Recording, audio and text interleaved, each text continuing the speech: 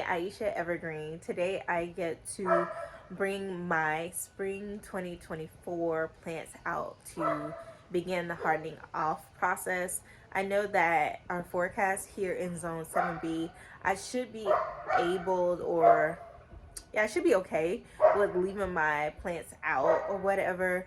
But I don't know. The hardening off process is pretty important to get my little seedlings, well, pretty much big seedlings, ready and acclimated to the different changes in terms of the wind and the weather and the sun and all of that. I've been babying my plants for a couple of months now, and they are getting so huge. I will go ahead and show you guys a clip in just a moment so you can see how big they have grown, and they're screaming and practically begging at this point to be out of the mini greenhouse that I have in my basement.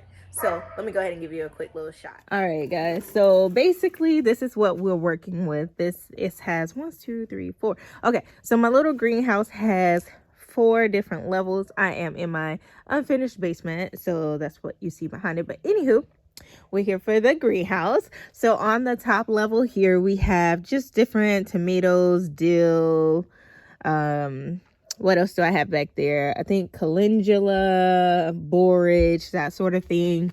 A ton of peppers and a few squash plants back there. Chamomile over there on the left. More and more peppers. I actually topped off a couple of them so you can see that this is already starting to grow back, as well as this one. But when I pull them out, I believe I'm going to go ahead and top off the rest of them since I'm seeing great growth there. We have, I think, what is this? This is calendula there as well. Eggplant, watermelon, cucumber. Down here we have our sunflowers, our sweet potato slips, and some hollyhocks, in which those need to go out today, in which I will film that a little bit later. But that's what we're working with in terms of the greenhouse. So let's go ahead and get these guys outside. All right, so I originally started carrying all of my plants out by boxes and trays, as you can see right there. I dropped something there, borage. Hopefully, I think it'll be fine. And then I have a tray here as well. But then I realized that I can just bring my entire little greenhouse cart outside. So some things are already out there. I've detached my heating mats and my LED lights, and I'll sanitize those things and put them away for the fall. But yeah, I just figured it would just make more sense for me to go ahead and take the whole entire cart out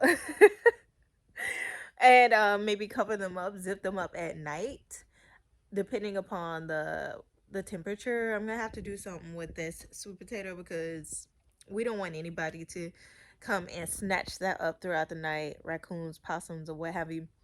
But yeah, everything else will be in this cart and zipped away safely at night. So let me go ahead and get that out. Cross your fingers that I don't drop anything else because that's not fun. I already have more stuff to clean up. But anyway, I'll get back. I'm gonna do this real quick and then I'll come back to you guys once I get this here greenhouse safely out the door. Whew. All right, y'all. So I finally got everything outside and I'm super excited about that.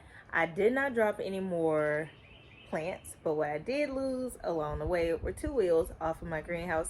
I went ahead and popped those back on. I purchased this greenhouse for less than $50 from Amazon, and it's been used indoors. I wouldn't recommend that you leave it outside long term. Mine will only be outside just for probably a day or 2, maybe 3, depending upon how long I choose to harden off my plants, and then it'll be going back inside. But ooh, these carpenter bees are flying around. But anyway, let me go ahead and turn the camera around so you guys can get a glimpse of how I set everything up. If you see me looking away, it's honestly because there's a combination of carpenter bees, bumblebees, regular honeybees, as well as wasps. And I'm not trying to get stung. So anyway, let's go ahead and get into what we have going on. All right. All right. So as I mentioned earlier, these are all of my pepper plants. I've had them individually labeled. So it's probably more than likely a combination of sweet as well as just like spicy. Some of these guys are trying to produce, oh, the ash on my finger. Anyway, some of these guys are trying to produce flowers, which is too soon. That's why I'm gonna go in and top off more of them. But I have been babying these guys literally since the end of January when I started my seeds. We have plenty of basil here. I'm actually probably gonna top off a couple of these and pop them in some water because it's super easy to root basil, and therefore you'll have even more. So honestly, next year, lesson learned, I will not be planting as many seeds because I know that it doesn't take much to simply just top off the basil, pop it in some water, let it root, and then throw it in some soil. So yeah, I won't be having as many of these. I'll probably do like 3 or 4 and then go from there. More pepper plants here. I have some chamomile. What's in here? Some shooting star eggplant. I threw in, I don't know which cup, but I did throw in the thin, long, early eggplant somewhere in one of these other eggplant cups, and it'll be a surprise when we get them planted out. Then we have our tomatoes.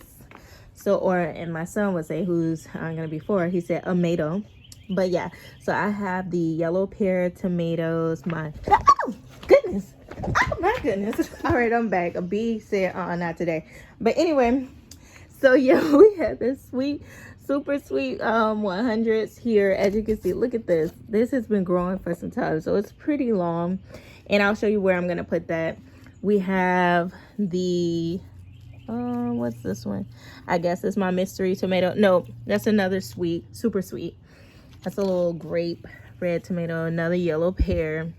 Then we have our beefsteak. It's a pink flesh there. That's a foxglove in there, tiny, teeny tiny. And then we have, these are sun golds. There's so many of them. I'm gonna have to eventually thin these out once I find out where I want to put them. Oh Lord, these bees. Then over here we have, okay, I'm probably gonna have to let the bees have this space, but let me go through this real quick. Cucumber, green zucchini, black, what is this? Watermelon, black diamond. What is this? Oh, this is watermelon, sugar baby. Winter squash there as well. And then over here, dill. This is a Cosmo, borage, snapdragons. Again, these hollyhocks, they will be going out today. Another hollyhock there. What is this?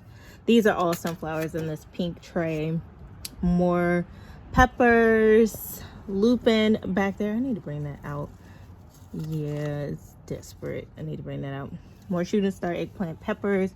This is the borage I dropped. I'll fix him up later. And then we have more cucumbers. We have the straight 8. We have pickling. We have the muncher, and those are the only 3 varieties of cucumbers I have. And let me try and find my loofah.